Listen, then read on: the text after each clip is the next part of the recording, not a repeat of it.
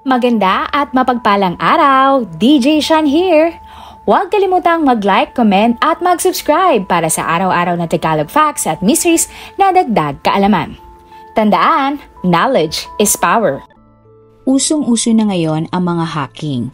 Tila napakadali kasi para sa mga hackers ang manipulahin ang mga computer systems at applications. Kamakailan nga lang ay nahack ang DOST website. Ayon sa balita, maraming mga Chinese hackers na kinakalaban ng iba't ibang gobyerno dahil masama ang kanilang intensyon. Marami nga na din ang nahack na social media accounts halos araw-araw. Pati nga mga bank accounts ay nahahack na din, lalo na kung masyadong madali ang iyong password. Kaya naman maraming babala at security features ang mga apps ngayon. Pero kahit na ganon, marami pa din ang nalilinlang dahil ang style ng mga hackers ngayon ay paggawin ka ng isang bagay gamit ang iyong emosyon at hindi ka na mag-iisip. Pero alam mo ba na isa sa mga biggest and most talk of the town hacking ay ginawa sa Pilipinas at Pinoy pa ang gumawa? Ganito nga ang nangyari ng taong 2000. Sino ang mag-aakala na ang isang love letter na gawa ng isang hacker ay nagawang ma-hack ang mahigit 50 million na computers? Tinatayang umabot sa $20 billion ang ginastos na pera ng mga kumpanya at gobyerno para labanan ang napakalupit na virus na kanyang ginawa. Ang pinaka namamangha pa dito, isang Pilipino ito at ang hacker ay isang estudyante lang. Ating balikan at kilalanin ang Pinoy na si Onel de Guzman at ang kanyang I Love You virus. Ang hacker. February 2000, ang hacker ay isang graduating student na nag-aaral sa AMA University sa kursong Computer Science. Ang estudyante ay kinilalang si Onel de Guzman, 24 years old noon. Bago nga graduate ay kailangan munang gumawa ng thesis ni Onel at makapasa ito sa kanyang mga professors. At ang naisip ng thesis ay isang computer program na makapagbibigay ng libreng computer access para sa mga Pilipino. Nang mga panahon na iyon ay pa-boom pa lang ang internet at ang computer sa buong mundo, lalo na sa Pilipinas. Sabi nga nila, kung may computer ka ng panahon na ito ay mayaman ka at matalino. Dahil mahal ang computer at hindi pa noon ganon kadali gamitin kumpara ngayon. Wala pang fiber noon at wala ding unlimited data. Sa mga nakaabot o nakakaalala, ang 100 pesos na internet card ay pwede lamang magamit ng 20 to 30 hours na internet pero ang bilis o speed nito ay mababa pa kumpara ngayon. Ang speed ay umaabot lamang ng 50 kilobytes per seconds. Hindi gaya ngayon na ang mga speed ng internet ay aabot na sa 200 megabytes per second. Dahil nga sa mahal ng computer at internet, naging uso nga ang mga negosyong computer shop noon na aabot sa 100 to 150 pesos per hour ang renta. Si Onel ay hindi naman galing sa mayamang pamilya at may computer ito at nakakapag-internet naman siya. Alam niya ang laki ng potential ng internet at computer kaya naisip niya na mas maganda para sa mga kapwa niya Pilipino na matuto sa paggamit ng computer at libreng internet access. Ang thesis title ni Onel na ginawa ay Email Password Sender Trojan. At ang computer program na kanyang ginawa ay maaring manakaw ang username at password ng internet access ng isang computer. At kapag nakuha mo na ito, ay pwede mo na itong magamit sa ibang computer at libreng internet. Ayon kay Onel, sa ganitong paraan ay makakapag-internet na ang mga taong walang pambili ng internet cards. Ang nanakawa ng username at password ay hindi naman daw maapektuhan dahil magagamit pa din nila ang internet. Dagdag pa niya, saglit lang naman daw gumamit ng internet ang mga may pambayad kaya sayang naman daw ang sobrang oras kung mag-e-expire lang ang internet prepaid load. Bagamat malinis ang intensyon ni Onel ay nireject ito ng kanyang mga professors at pati na rin ng college dean. Naglagay ng note sa thesis paper ni Onel ang kanyang professor at sinulat ang "This is illegal. We do not produce burglars." O hindi tinuturuan ng kanilang eskwelahan ang mga estudyante para maging magnanakaw. Dahil dito, bumagsak sa thesis si Onel at hindi na siya nakagraduate. Sumama ang loob ni Onel at ilang buwan ang lumipas ay pinatunayan niya sa kanyang mga professor na tama siya at kaya niyang gawin ang computer code o bug. Nagawa naman ni Onel ang bago virus at tinesting niya nga ito sa ibang computer users sa Maynila. Nakipag-chat lang si Onel sa mga ibang computer users na online din at sinesend niya ang kanyang picture na mayroong virus. Bubuksan lang ito ng nakatanggap at pagbukas ay gagana na ang virus at makukuha na ni Onel ang username at password. At hindi nga malalaman ng nakatanggap na virus na siya ay nahack na pala dahil sa program o code na ginawa ni Onel. Madaming nahack si Onel at nakakagamit ng internet ng libre galing sa mga nakaw na username at password. Pero hindi na kontento si Onel at pinalakas niya pa ang virus na kanyang ginawa. Layunin niya na magamit ito ng mas maraming tao sa buong mundo. Unang ginawa ni Onel ay prinogram niya ang virus kung saan kusa itong dadami o self-replicating virus. Kapag na-virusan na ang computer ay sisendan din ng virus ang iba pang computer sa pamamagitan ng pagsisend ng email sa contact list ng computer owner. At kapag nabuksan ito ulit ay ganun ulit ang mangyayari. Automatic na magsisend ng email na may virus sa kanyang contact list ang nahack na computer owner. Ang computer user na na-virusan ay walang kaalam-alam na kusa nang nagsisend ng virus ang kanyang computer sa iba pa niyang mga kakilala. Ang sumunod na ginawa ni Onel ay nag-isip siya ng paraan kung paano bubuksan ng taong makakatanggap ng file ang virus.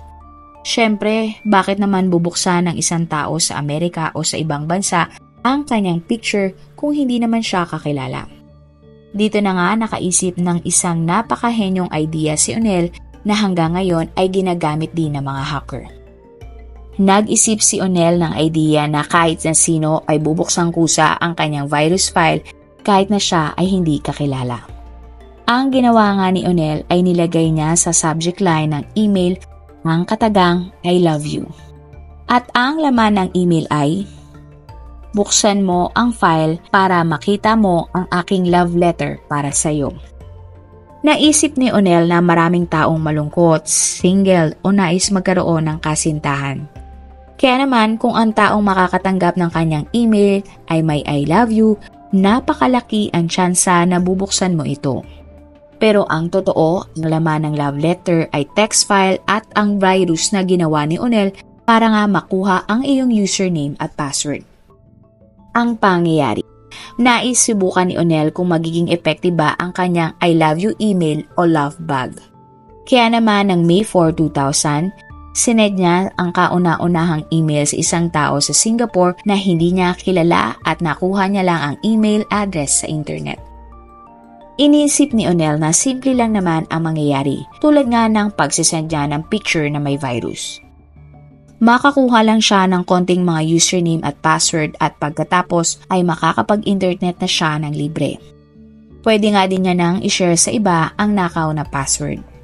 Kaya naman matapos isend ang love bug virus ay nakipag-inuman ito sa kanyang mga kaibigan.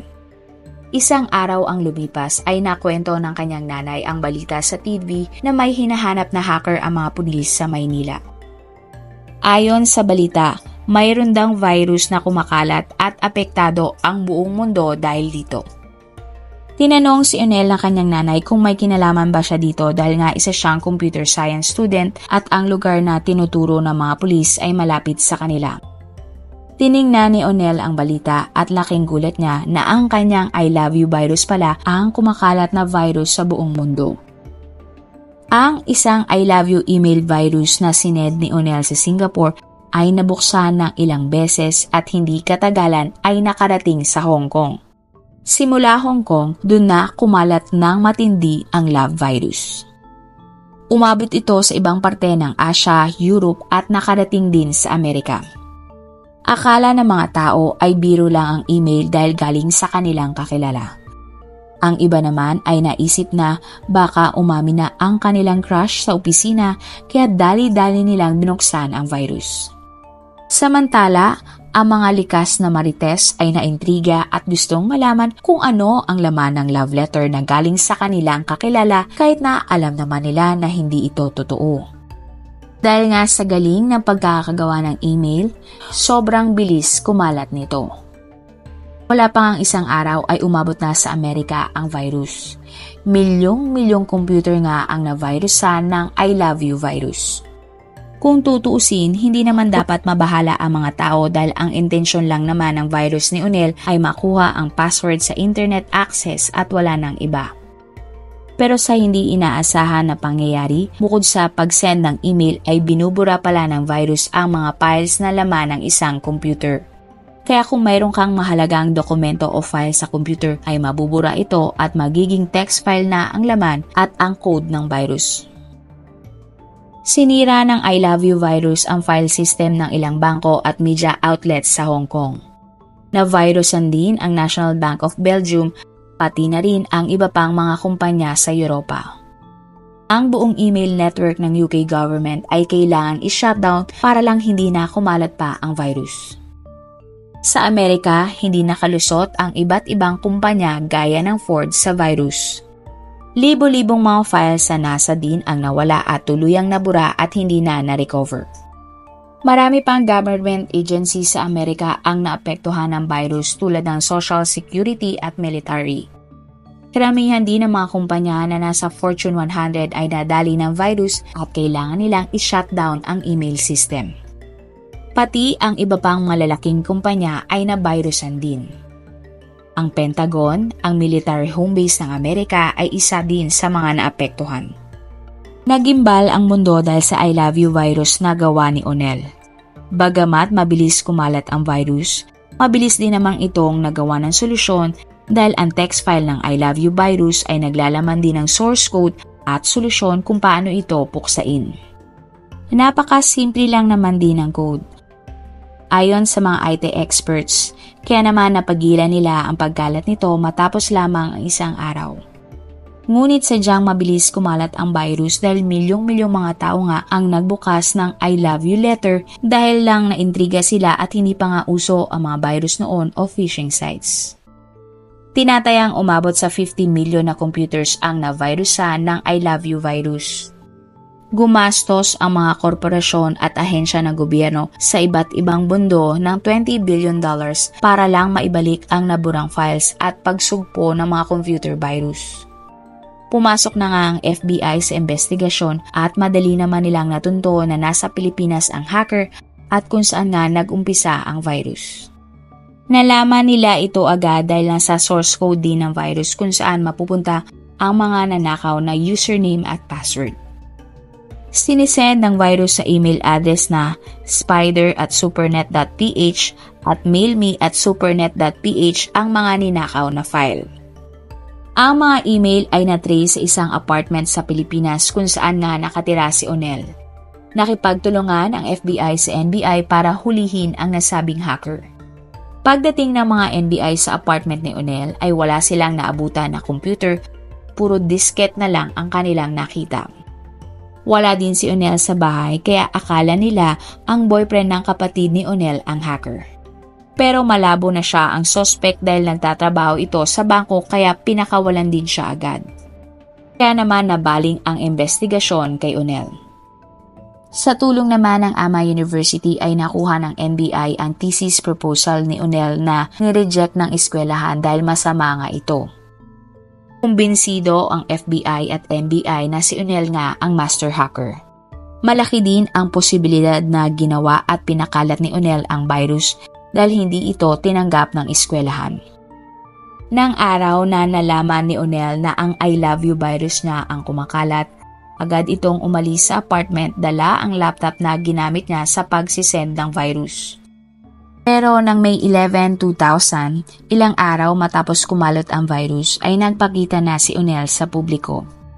Kusa siyang sumuko at nagpa-press conference kasama ang kanyang kapatid at abogado.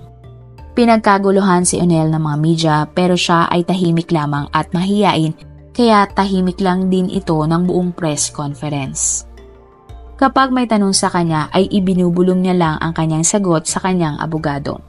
Madaming tanong pero kadalasan ang sagot lang ni Unel ay no comment. Pero may isang nagtanong kung si Unel ba talaga ang responsable sa pagkalat ng virus.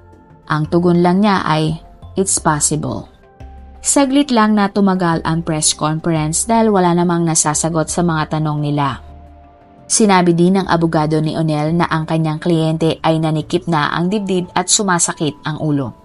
Dagdag pa ng abogado ni Onel, hindi daw alam ni Onel kung siya ba talaga ang dapat managot.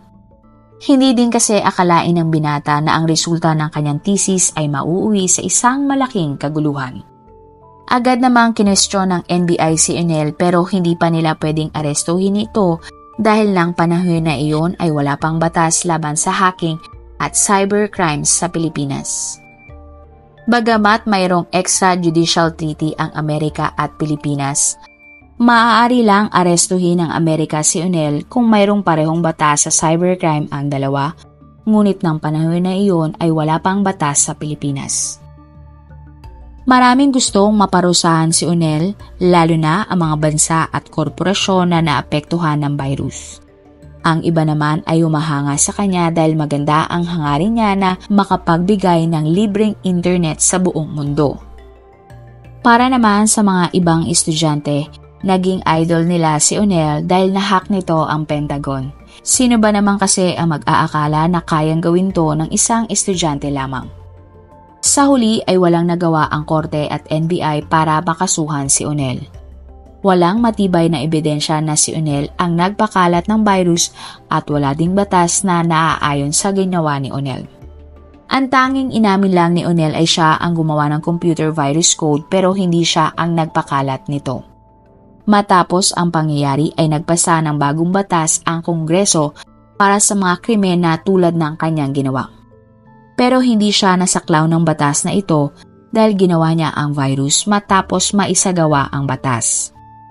Kaya naman si Onel ay nanatiling malaya. Pero hindi na ulit nakita o nakuna ng panayam si Onel matapos ang mga insidente.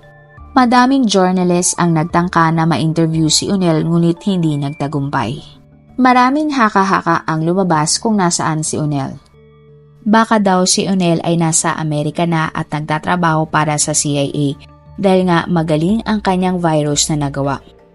Pwede siyang maging white hat hacker o hacker na naghahanap ng kapwa hacker na masama. Ang iba naman ay sinabi na si Onel ay nasa isang malaking korporasyon o bangko at isang IT security executive.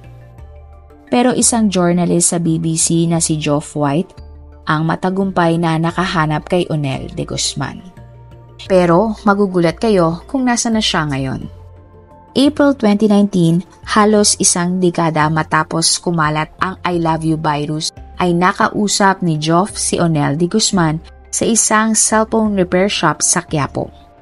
44 years old na si Onel ng panahon na ito at siya ay isang cellphone technician at kasosyo niya ang kanyang kaibigan sa negosyo sa pag-aayos ng sirang cellphone. Sa unang pagkakataon ay inamin ni Onel na siya nga ang nagpakalat ng I Love You virus. Pero hindi niya sinasadya na ito ay kumalat sa buong mundo. Pinagsisihan ni Onel na ginawa niya ang virus kahit na sinabihan na siya ng kanyang mga guro sa universidad na ito ay illegal. Dagdag pa niya, naisip niya ang konsepto ng I Love You virus dahil maraming taong gustong magkaroon ng taong magmamahal sa kanila at sasabihan sila ng I love you. At nakilala nga ng mundo ang love bug virus. Hanggang ngayon ay ikinakahiya umano ni Onel ang kanyang ginawa dahil ang imahe nga niya ay kalat na sa internet at balita. Ayon naman kay Geoff, naging matagumpay ang virus dahil nakuha ni Onel ang atensyon ng lahat ng tao sa mundo. At ito ay ang pag-ibig. Sa panahon ngayon na advance na ang computer at internet, advance na rin ang mga hacker at virus. Huwag basta-basta magkiklik ng mga love scam, theft scam at phishing scam sa iba't ibang social media accounts maging sa inyong email accounts. Protektahan ang inyong personal information at huwag basta-basta ipopost ito sa social media dahil nga pwede na itong magamit ng mga hackers sa ngayon at gamitin ito sa pangloloko. Marami pong salamat sa inyong panonood. Meron ba kayong mga kwento na gusto nyong i-share sa ating mga manonood? O kung may personal po kayong kwento na gusto nyong i-feature sa ating channel, i-comment down below nyo lang ang inyong mga suggestions. Salamat sa pagsuporta nyo sa aming mga channel. God bless everyone!